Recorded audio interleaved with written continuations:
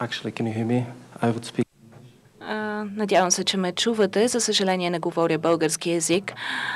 Най-напред бих искал да благодаря на организаторите за това, че имам възможност да съм тук с вас и да дискутирам тези въпроси с представители на банковия сектор.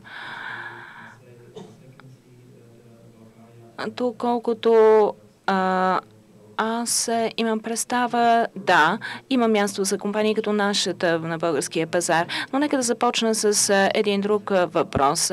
В миналото, около 2008-2009 година, когато навлизахме на българския пазар, първото, което всъщност това, което чух в първия панел за макроекономиката, чух доста песимистични прогнози. Нямаше много оптимизъм относно икономическото развитие на България.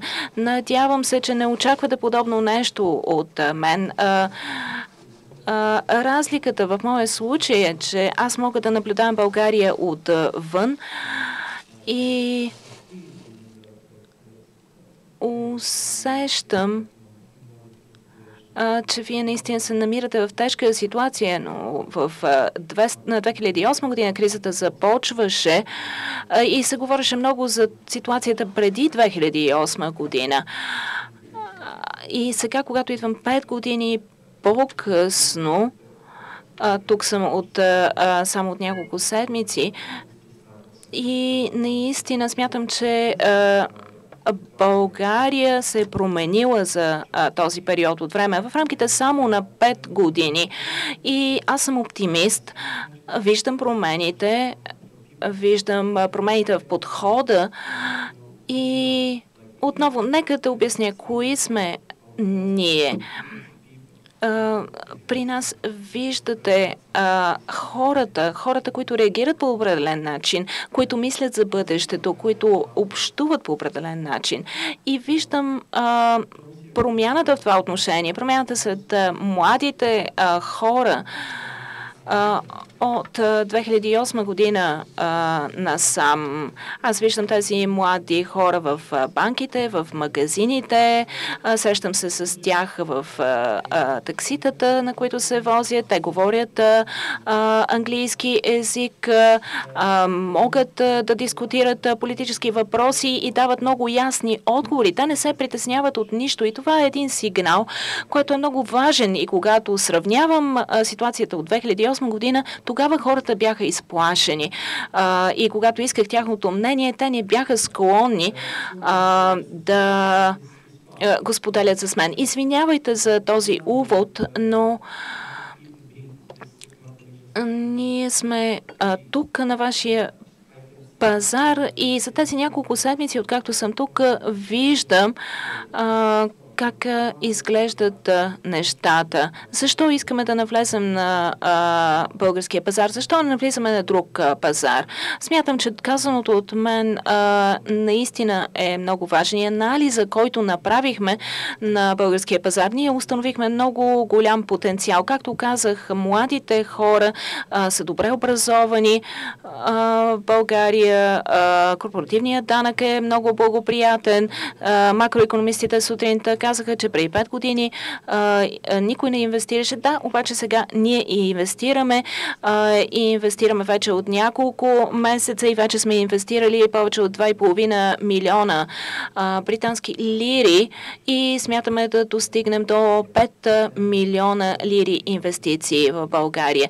Не бихме инвестирали, ако не виждахме перспективи за нашия бизнес. Да, разбира се, има проблеми, с които трябва да се справиме. Неетичното поведение, което беше споменато на подобния нашата компания в миналото. Смятаме, че сме на един конкурентен пазар. Мисля, че имаме около 160 конкуренти на пазара, така че конкуренцията е наистина ожесточена, но за нас това е добре, защото ние обичаме конкуренцията. Госпожа Петрова и госпожа Христова вече споменаха, че когато има конкуренция, винаги е добре, но е важно да има добра етична конкуренция, прозрачност. Тогава това не е проблем. И всеки потребител може да избере компанията, с която иска да работи. Споменати бяха някои неетични подходи, но ние искаме да заявим ясно и високо, че ние имаме един последователен подход, ние сме прозрачни навсякъде, където работим, ние сме отговорни в кредитирането и знаем, че има конкуренти, които не следват този подход, но за нас е много важно наистина отговорното кредитиране и затова много внимателно подбираме нашите целеви групи.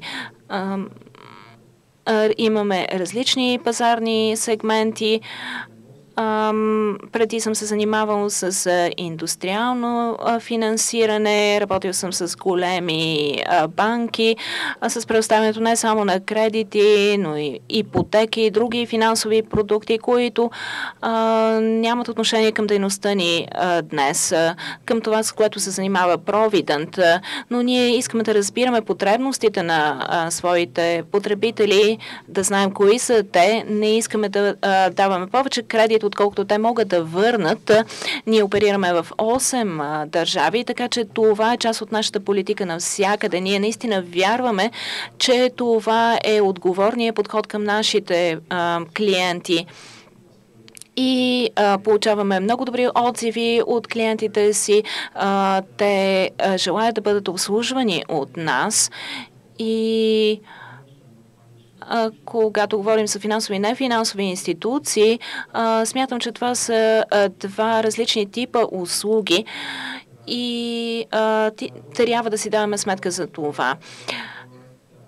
Относно нашия подход, онова, което смятаме, че е много важно, е, че ние можем да помогнем на клиентите да преценят колко могат да върнат.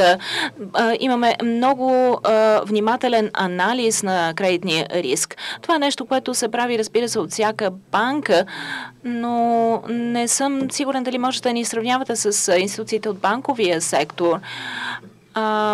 Имаме около 130 милиона посещения годишно и ако се запитам дали аз наистина разбирам добре клиентите, не са, смятам, много банковите институции, които могат да заявят, че познават добре клиентите си. Да, тези клиенти посещават банковите клонове, но в България, например, ако отидете в голяма банка, ако сте наистина честни, ако разкажете своята история в банковия клон, смятате ли, че някой ще ви обърне внимание?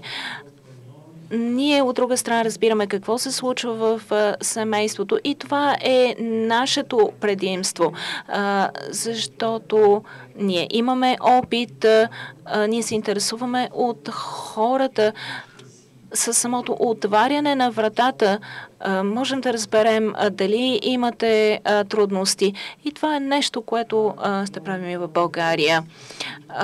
И само за да кажа, няма да има никакви наказателни такси. Това е нещо много важно. Ние разбираме,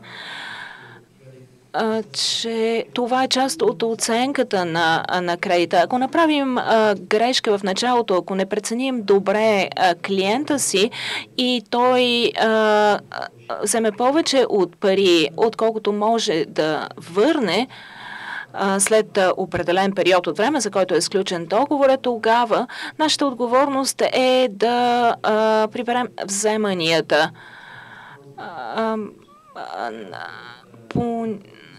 Понякога лихвите за неизпълнение могат да бъдат много високи и това са наказания за самите клиенти.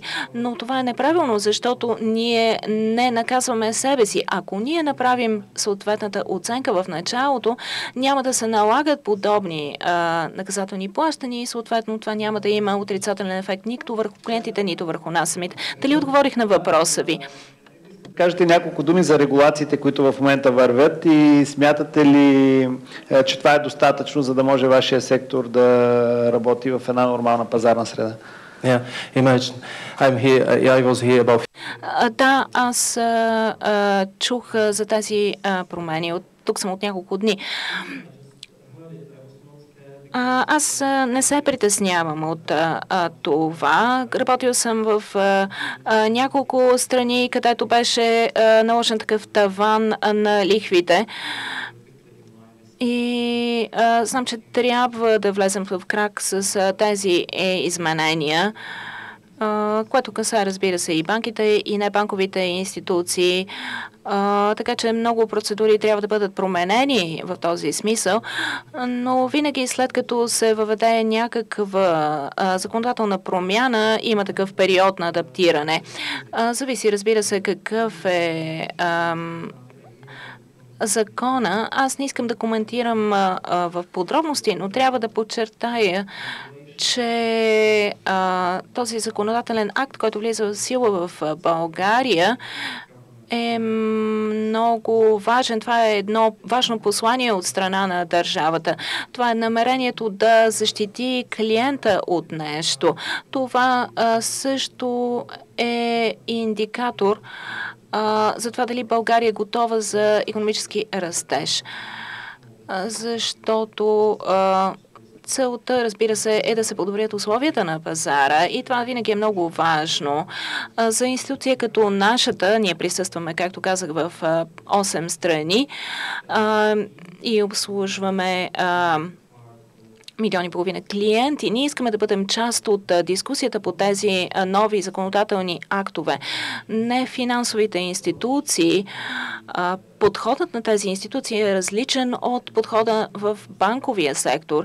И наистина трябва да разбираме добре какви са продуктите, които се предлагат от този сектор. Не винаги е лесно те да бъдат сравнявани с банковите продукти. Имаме различни типове кредити, които предоставяме. Така че от гледната точка на нашите клиенти, това е важно да се разбира. А клиентите не винаги разбират какво означават тези термини, които използваме ние. Ако искат да вземат кредит от 1000 лева, те няма как да се справят с цялата тази терминология, но ако намерението на тези промени е добро, тогава вероятно ще имаме и допълнителни дискусии, ще обсъждаме това как да помогнем на клиентите си. Но ще видим какви ще са последствията, ще видим дали ще се възприеме добре. За сега, може би, трябва да оставим дискусията за бъдещето. Вие също зададохте въпроса дали това законодателство е достатъчно или не. Според мен не, защото все още нещо липсва в България.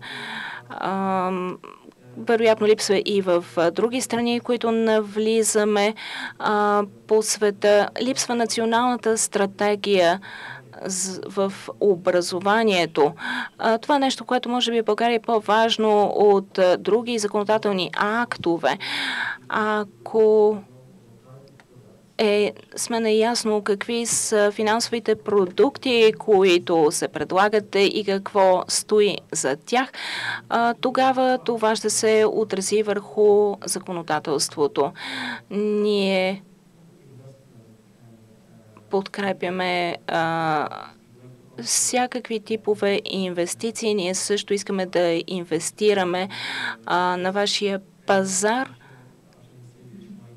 и всеки държавен орган, който би желал да общува с нас, да дискутира тези проблеми. Ние ще бъдем готови да предоставим нашият експертен опит с оглед подобряване на финансовите продукти, които предлагаме на клиентите си. Клиентите са най-важното за нас.